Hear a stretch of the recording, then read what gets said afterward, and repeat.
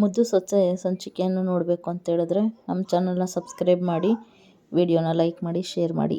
ಮುದ್ದು ಸೊಸೆಯಲ್ಲಿ ಹಿಂದಿನ ಸಂಚಿಕೆಯಲ್ಲಿ ಸೊಸೆಯಾಗಿ ಯಾವ ಜವಾಬ್ದಾರಿ ತಗೋಬೇಕು ಅದನ್ನೆಲ್ಲ ಚೆನ್ನಾಗಿ ನಿಭಾಯಿಸ್ತಾ ಇದೆಯಮ್ಮ.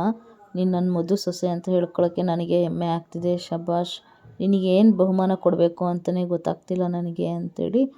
ನಿನಗೆ ಬೆಂಗಳೂರಿಗೆ ಹೋಗೋಕ್ಕೆ ಇಷ್ಟ ಇದಲ್ಲ ಭದ್ರನ ಜೊತೆಗೆ, ಹಾಗಾದರೆ ಬೆಂಗಳೂರಿಗೆ ಹೋಗ್ಬಿಡು ಅಂತೇಳಿ ಹೇಳ್ತಾರೆ. ಅದಕ್ಕೆ ಅವ್ರ ಅಮ್ಮಂಗೆ ಮತ್ತು ಅವರಿಗೆಲ್ಲ ಖುಷಿ ಆಗುತ್ತೆ, ಮತ್ತು ಭದ್ರಂಗೂ ಮತ್ತು ವಿದ್ಯೆಂಗೂ ಖುಷಿ ಆಗುತ್ತೆ. ಆಗ ಅಜ್ಜಿ ಇದ್ದವರು ಯಾಕಿದೆಲ್ಲ ಅಂತೇಳಿ ಕೇಳಿದಾಗ, ಏನಿಲ್ಲ ಅಮ್ಮ, ಹೋಗಲಿ ಖುಷಿಯಾಗಿರಲಿ ಅಂತೇಳಿ ಹೇಳಿದಾಗ ವಿದ್ಯೆಂಗೆ ಮತ್ತು ಭದ್ರಂಗೆ ತುಂಬ ಖುಷಿ ಆಗ್ತದೆ.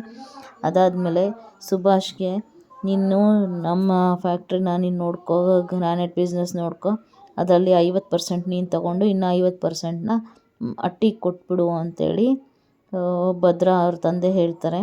ಆಗ ಸುಭಾಷ್ಗೆ ಭದ್ರ ಕರೆದು, ಸುಭಾಷ್, ನೀನು ನೋಡು, ನಿನ್ನ ಜವಾಬ್ದಾರಿನ ನೀನು ಮುಂದುವರ್ಸ್ಕೊತ ಹೋಗು, ಒಳ್ಳೆಯದಾಗಲಿ ನಿನಗೆ ಅಂತ ಹೇಳಿ ಭದ್ರ ಹೇಳ್ತಾನೆ. ಅದಾದಮೇಲೆ ವಿದ್ಯಾ ಚಿತ್ತ ಹತ್ರ ಹೋಗಿ, ವಿದ್ಯಾ, ಅಕ್ಕ ಏನಕ್ಕ ಇದು ನೋಡು, ನೀನು ಹೇಳ್ದಂಗೆನೇ ನಿನಗೇನು ನೆನ್ಪು ಮಾಡ್ಕೊಂಡಿದ್ದೆ, ನನಗೆ ಅಂದಿದ್ದೆ ನೆನ್ಪು ಮಾಡ್ಕೊ, ನೀನು ಬೆಂಗಳೂರಿಗೆ ಹೋಗಲ್ಲ ಅಂತ ಹೇಳಿದ್ದಲ್ಲ, ಈಗ ನೋಡು ಹೋಗ್ತಾ ಇದ್ದೀನಿ, ನಾನು ಸ್ವತಂತ್ರವಾಗಿದ್ದೀನಿ. ಯಾವತ್ತೂ ಒಳ್ಳೆಯದು ಮಾಡಿದ್ರೇ ಯಾವತ್ತೂ ಆಗುತ್ತೆ ಅಂತ ಗೊತ್ತಿದೆ ನನಗೆ ಅಂತ ಹೇಳಿ ವಿದ್ಯಾ ಹೇಳ್ತಾಳೆ. ಆಗ ಸರಿ ಆಯಿತು ಅಂತೇಳಿ ಇನ್ನೂ ಸಿಟ್ಟಲ್ಲಿ ಅವಳಿರ್ತಾಳೆ. ಅಮ್ಮ, ನಿನ್ನಿಂದ ಆಗದೆ ಇರೋವಂಥ ಕೆಲಸ ಯಾವುದಿದೆ ಅಮ್ಮ, ಅವಳನ್ನು ಮೂಲೆಗೆ ಕೂರಿಸ್ಬಿಡಮ್ಮ, ಅವಳು ಏನು ಅಂತ ಈ ಥರ ಮಾಡ್ತಾಯಿದ್ದಾಳೆ ನಮಗೆ, ಅವಳು ಏನೋ ಬಡವಳು, ಮನೇಲೇ ಹೇಳಿ ಕೇಳ್ಕೊಂಡು ಬಿದ್ದಿರ್ತಾಳೆ ಅಂತ ಕರ್ಕೊಂಬಂದ್ರೆ ಅವಳು ಈ ಥರ ಮಾಡ್ತಾ ಇದ್ದಾಳಲ್ಲ. ಮದುವೆ ಅಂತ ಆಗಲಿ ಕಣ ಸುಭಾಷ, ಅವಾಗಿದೆ ಅವಳಿಗೆ ಏನು ಅಂತ ಅವಳನ್ನ ವಿಚಾರಿಸ್ಕೊಳ್ಳೋಣ ಅಂತ ಹೇಳ್ತಾಳೆ. ಈ ಕಡೆ ಭದ್ರ ವಿದ್ಯಾ ಕೂತ್ಕೊಂಡಿರ್ತಾಳೆ. ಭದ್ರ ಬಂದು, ಯಾಕೆ ಈ ಥರ ಕೂತ್ಕೊಂಡಿದ್ಯಾ, ಏನು ಯೋಚನೆ ಮಾಡ್ತಿದ್ಯಮ್ಮಿ ಅಂತ ಕೇಳ್ತಾರೆ. ಆಗ ವಿದ್ಯಾ, ಗೌಡ್ರೆ, ಬರೀ ನೀವು ಮಾತ್ರ ನನಗೆ ಎಲ್ಲ ವಿಷಯದಲ್ಲೂ ಓದೋಕ್ಕೂ ಎಲ್ಲ ಸಹಾಯ ಮಾಡ್ತಾಯಿದ್ದೀರ, ನೀವು ನನ್ನನ್ನು ಎಷ್ಟು ಚೆನ್ನಾಗಿ ಅರ್ಥ ಮಾಡ್ಕೊತಿದ್ದೀರ, ಆದರೆ ನಾನೇ ಮಾಡ್ಕೊಳಕ್ಕಾಗ್ತಿಲ್ಲ ಅಂತೇಳಿ ಹೇಳ್ತಾರೆ. ಆವಾಗ, ಹೋಗಮ್ಮ ಫಸ್ಟು ನೀನು ಹೋಗೋದಕ್ಕೆ ಬ್ಯಾಗ್ ರೆಡಿ ಮಾಡ್ಕೊ ಅಂತ ಹೇಳ್ತಾರೆ.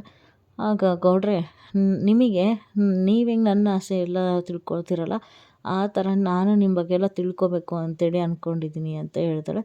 ಸರಿ, ನಿಮಗೆ ಯಾವ ಜಾಗ ಇಷ್ಟ, ನಿಮಗೆ ಯಾವ ಕಲರ್ ಇಷ್ಟ ಅಂತ ಕೇಳ್ತಾರೆ. ನನಗೆ ಬೆಟ್ಟ ಆ ಥರದ್ದೆಲ್ಲ ನೋಡೋದಕ್ಕೆ ಇಷ್ಟ, ನನಗೆ ನೀಲಿ ಬಣ್ಣ ಅಂದರೆ ಇಷ್ಟ ಅಂತ ಹೇಳಿದಾಗ ನೀಲಿ ಬಣ್ಣ ಸೀರೆನ ಬ್ಯಾಗಲ್ಲಿ ಇಟ್ಕೊಳ್ತಾಳೆ ವಿದ್ಯಾ.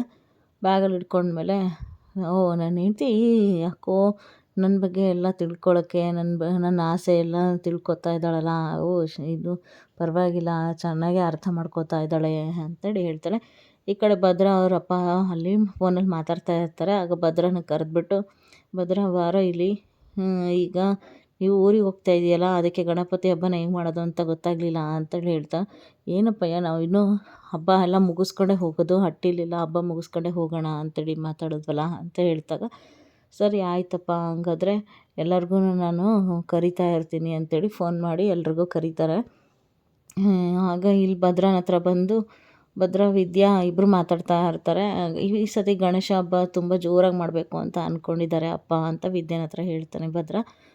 ವಿದ್ಯಾ, ಹೌದಾ, ಹಾಗಾದರೆ ಈ ಸತಿ ಜೋರಾಗೆ ಮಾಡೋಣಂತೆ, ಇದು ಒಂದು ಎಲೆಕ್ಷನ್ಗೆ ಇದನ್ನು ಮಾವ ಗೆಲ್ಲೋದಕ್ಕೂ ಸಹಾಯ ಆಗುತ್ತೆ ಹಂಗೆ ಅಂತ ಎಲ್ಲ ಹೇಳ್ತಾಳೆ. ಹೌದಾ, ಹಾಗಾದರೆ ನೋಡೋಣ ಅಂತೇಳಿ ಹೇಳಿದಾಗ, ಯಾಕೆ ಎಲೆಕ್ಷನ್ ಇದಕ್ಕೆಲ್ಲ ನೋಡಬೇಕು ಅಂದರೆ, ಇಲ್ಲ, ಬಾಲಗಂಗಾಧರ ತಿಲಕ್ ಅವರು ಹೋರಾಟ ಮಾಡಿ ಎಲ್ಲರೂ ಜನಗಳನ್ನೆಲ್ಲ ಒಟ್ಟುಗೂಡಿಸಿ ಅದರಿಂದನೇ ಇದು ಸ್ವಾತಂತ್ರ್ಯ ಸಿಗೋ ಥರ ಆಯಿತು ಅಂತೇಳಿ ಹೇಳ್ತಾಳೆ.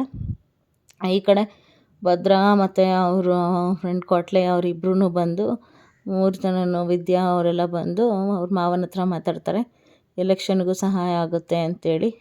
ಹೌದಾ, ಆಯಿತು, ಹಬ್ಬ ಮಾಡೋಣ ಅಂತೇಳಿ.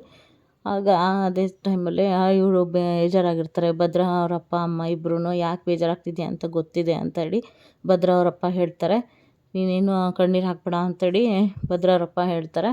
ಗೌರಿ ಬಾಗಣ ಅಂದ ತಕ್ಷಣವೇ ಅವರಿಗೆ ಬೇಜಾರಾಗಿರುತ್ತೆ.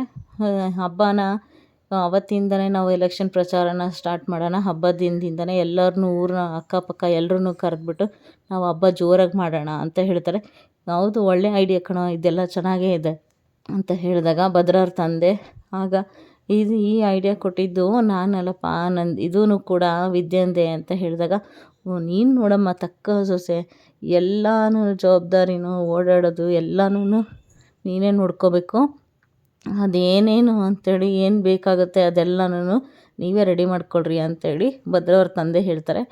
ಆಗ ಭದ್ರ ಮತ್ತು ಕೊಟ್ಲೆ ಮತ್ತು ವಿದ್ಯಾ ಅವರು ಈ 3 ಜನನು ಯಾರ್ಯಾರನ್ನ ಕರಿಬೇಕು ಅಂಥೇಳಿ ನಾವು ಒಂದು ಲಿಸ್ಟ್ ಮಾಡೋಣ ಅಂಥೇಳಿ ಅವ್ರು 3 ಜನ ಅಲ್ಲಿಂದ ಹೋಗ್ತಾರೆ. ಇದನ್ನು ನೋಡಿರುವಂಥ ಈಶ್ವರಿ, ಹ್ಞೂ ಇವರು ಹಬ್ಬ ಮಾಡೋ ಇದರಲ್ಲಿದ್ದಾರಾ ಅಂಥೇಳಿ ಈಶ್ವರಿಗೆ ಈ ಕಡೆ ಹೊಟ್ಟೆ ಉರಿತಾ ಇರುತ್ತೆ. ಇದು ಇವತ್ತಿನ ಸಂಚಿಕೆ.